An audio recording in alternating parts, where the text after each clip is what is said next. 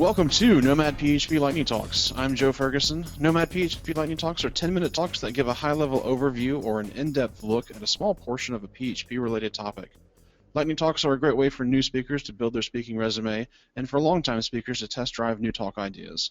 If you'd like to give a 10-minute Lightning Talk, please email joe@nomadphp.com. Right now we have Christopher Pitt, and he's going to be talking about breaking the Enigma. Please make sure you visit Joined In after the talk and leave Christopher some feedback. Christopher, I'm going to set you up and take it away. So, thanks, Joe. I'm going to talk today about Alan Turing, who some say is the father of computing. And we're going to look at a bit of his early life and a bit of his theoretical work, and then also take a look at one of the most practical inventions and amazing breakthroughs of all time, which helped win a war. So, beginning with his early life, Alan was born in London on the 23rd of June, 1912. His father worked for Indian Civil Service, and so him and his brother didn't spend a lot of time with their parents. Sometimes they were in the care of relatives or family and friends, and mostly they hung around boarding schools. And it wasn't at all uncommon for this kind of separation for children of the British Empire of that time. He attended first a school called St. Michael's and then later another called Sherborne, and he was naturally drawn to mathematics and science, but kind of in a way that made him unpopular, less so with teachers and more with schoolmates, but still unpopular. He also wasn't very athletic early on in life. Later he would develop an interest for some forms of some athletic activities, but when he did take part in his younger years, it was as the role of linesman. He enjoyed judging with precision where the ball had crossed the line, and they would even sing a song about him that Turing's fond of the football field for geometric problems the touchlines yield. Around the end of 1922, he was given a book called Natural Wonders, Every Child Should Know, and he later told his mother that the book had opened his eyes to science. So what had started as merely a subject at which to excel at school became a topic of passionate interest. The book described people in a way that would stick in Alan's mind. And it said, for of course the body is a machine. It's a vastly complex machine, many, many times more complicated than any machine ever made with hands, but still, after all, a machine. And Alan had a tendency to be a bit untidy, with little regard for what others thought of him or his work. That was until early 1927, when he noticed another schoolboy named Christopher Morcom. Christopher also had a passion for science, but where Alan struggled to fit in the environment and routine of schooling, Christopher felt at ease. Alan's loneliness was at last pierced by his first love, and finally the need to impress someone drove Alan to improve himself in a way nothing had before then. Then, unfortunately, in early 1930, Christopher Morcom died of complications arising from an infection of bovine tuberculosis. It was earth-shattering for Alan. His best friend and secret love interest was gone, and it would change him in such a profound way. He later wrote to Christopher's mother saying, "Personally, I think that spirit is really eternally connected with matter, but certainly not always by the same kind of body. I did believe it possible for a spirit at death to go to a universe entirely separate from our own, but I now consider that matter and spirit are so connected that this would be a contradiction in terms." In some sense, this was Alan trying to hold on to the memory of Christopher and continue to feel the close bond that he'd grown with this boy, but in another sense, it was Alan trying to reconcile the idea of free will with the determinism of nature and physics. And it was this view he held until the dawning of the computational era. Now, Alan did tons and tons of wonderful things through the years, and while it would be a pleasure to talk about more of them, the one we have time for is the formulation of an idea that was so profound it would change the world. The events of his early life created this dichotomy in his mind of free will and determinism. But in the simplest sense, he just wanted to know how the world worked. He applied himself to understanding a great deal of mathematics and happened upon a problem expressed by Kurt Gödel, in which he says, any effectively generated theory capable of expressing elementary arithmetic cannot be both consistent and complete. In other words, there's no way of expressing the answer to every question in a way that's consistent. It's sometimes hinted at with the paradox of whether a set of all sets can contain itself. It's one thing to say that we can design a machine to be able to do any kind of calculation, but the logic for that calculation has to come from somewhere. And this kind of thinking wasn't common when Alan was learning about it. It wasn't even provable until he thought of a way to prove it. But think of a way he did, until he could describe it rather succinctly as the behavior of a computer at any moment is determined by the symbols which he is observing and his state of mind at any moment. And we'll also suppose that the number of states of mind which need to be taken into account is finite. Now, this may be a little bit of a confusing description of computation at first, but what he was referring to as a computer, he was actually talking about a person, and he described the medium on which symbols were printed as tape. So upon reading a symbol, one could change their state of mind, so that reading the next symbol could change their state of mind, and so forth. Symbols could also be written or replaced. In fact, he could summarize the function of a computer with the following principles: that it's a machine which can read a character at any known point and optionally change its state, that it's a machine which can write a character at any known point and optionally change its state, and that it's a machine which can move to any known point on the tape. This is still a little abstract, so I've prepared a bit of code to help illustrate how this might look in PHP. In beginning, we create a machine or an automaton, and we say that it starts at a state of 1, but that's if it's done computing and it is within a list of acceptable final states, then it's successfully executed. And we work out some rules, but the meaning of these rules we will look at shortly. We can also see how this can be used to say, well, initially it's going to be in a state of 1, and it only has acceptable states of 2 or 3, for example. So initially it's not in an acceptable state, but once you read the characters and adhere to the rules inside the machine, it can be in an acceptable state. By the way, you can find all of this code on github.com/Turing PHP and the rest of the code that I talk about today. So let's look again at those rules. Imagine we have a simple machine, the simplest of machines even, and we want to give it a path of computation. We define a machine so that it can contain any sequence of letters, A or B, followed by at least one B, or ending in B, if you prefer. So if it sees AB, or AAAB, or AABB, AABB, it will terminate successfully. And we can define these rules in terms of the states and characters Turing was talking about. We could say, when in state 1, either A or B are valid characters, but A won't change the state, only B will advance the state to 2. And any further Bs will leave the machine in state 2. But if the machine sees any As, then it moves back to state 1. This is called a deterministic finite automaton, or DFA for short. It's deterministic because there can be only one state transition for each state and character combination, and it's finite because there are a limited amount of states and characters in the language that it speaks. There are, of course, more advanced versions of this idea.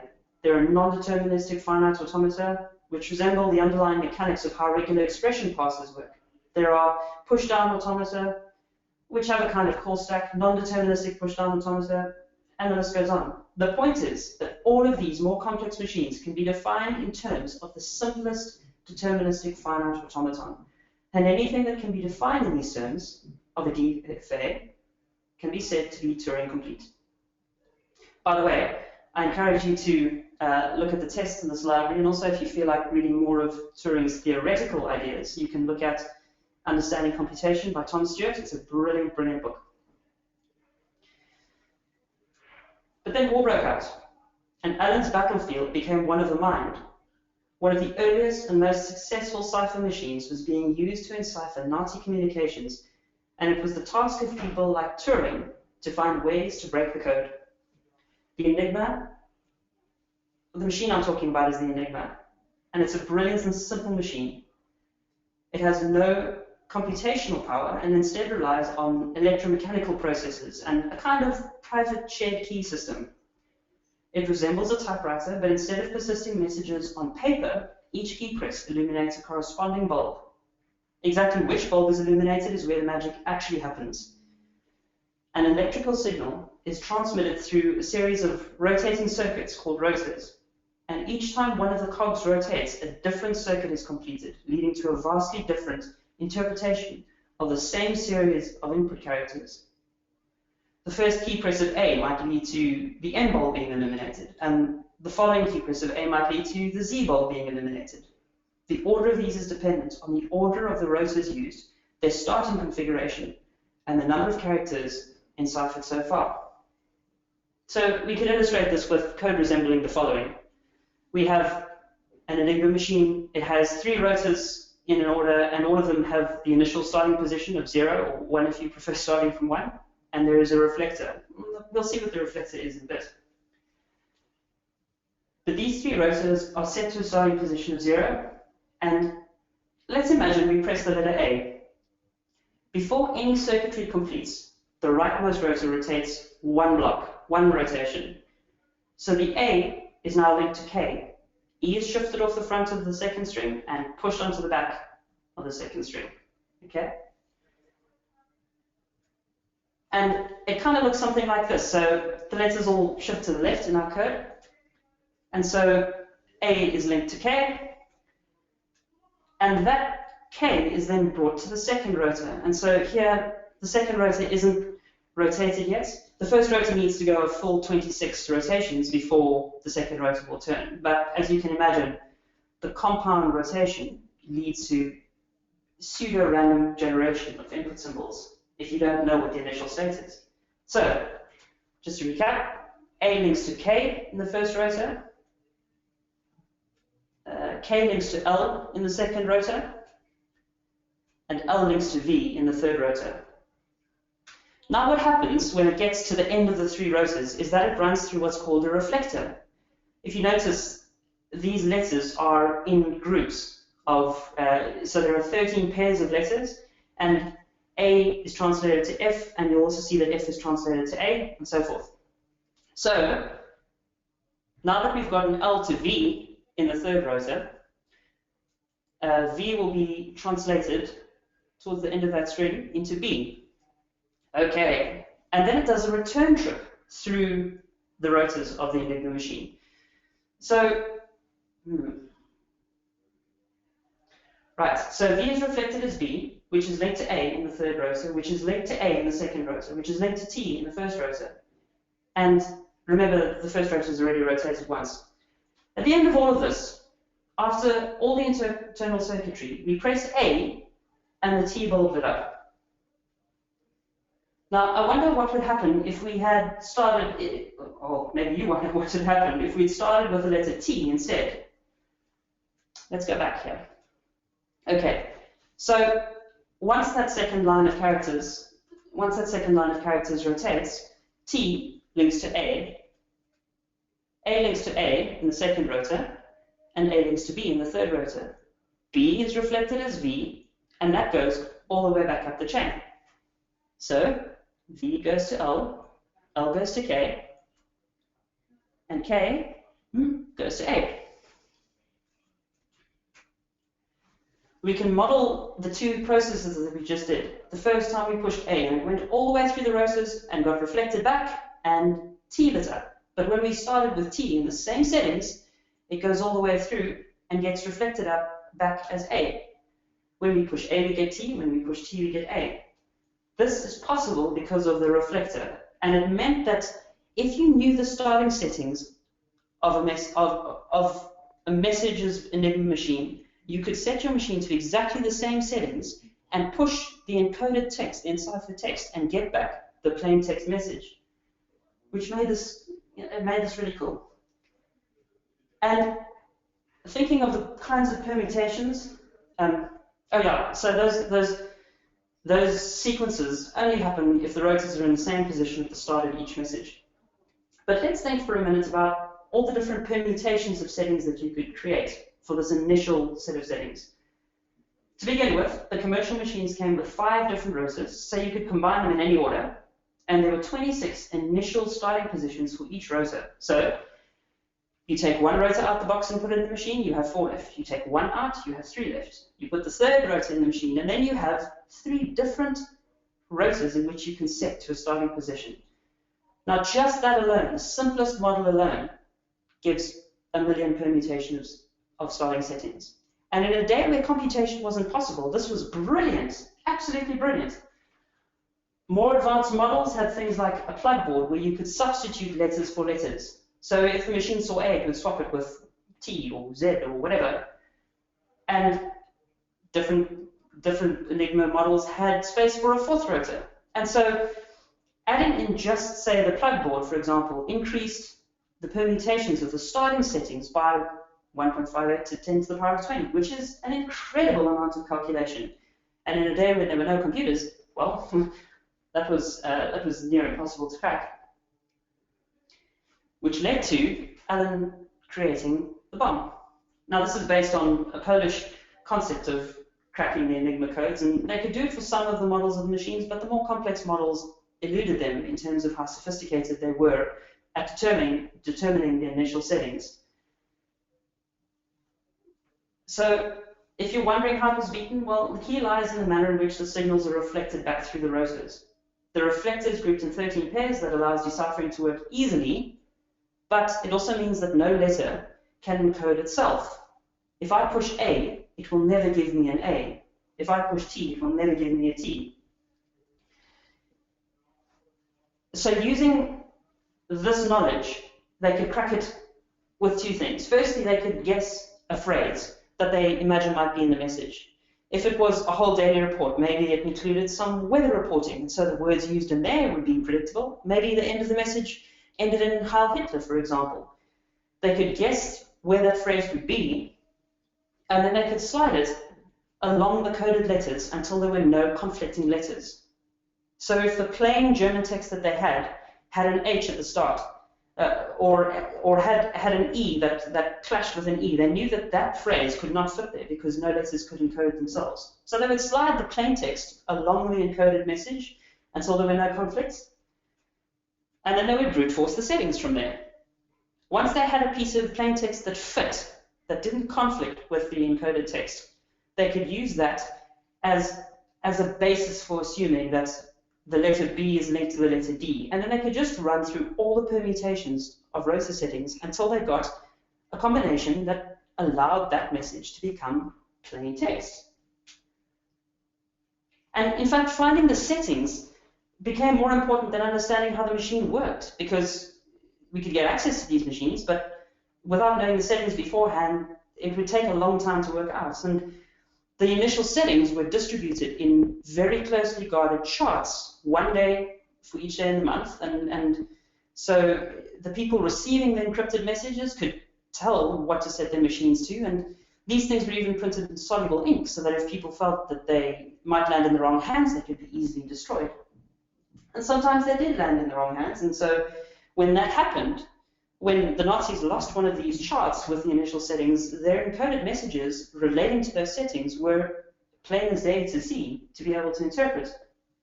This machine that Turing created could go through all the permutations given an initial guess of a phrase or word, and it could go through all these permutations within just 20 minutes. So it went from being an incredibly difficult to decipher code to being something that was essentially trivial to do.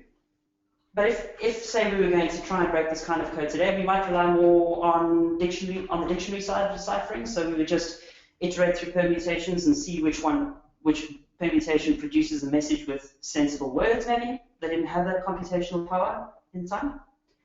And this was just this method of figuring out the code rendered secret German communications null. Despite his remarkable life and achievements, Alan Turing was a persecuted man. Though quite open about his homosexuality, at least later in life, it was somehow surprising for police to hear he had relationships with other men. And in 1952, he stood trial for gross indecency and later pleaded guilty to the charge. He was sentenced to either prison or persistent hormone therapy, choosing the latter. And so his early years were spent not fitting in, and his later years were spent as a villain and an outcast.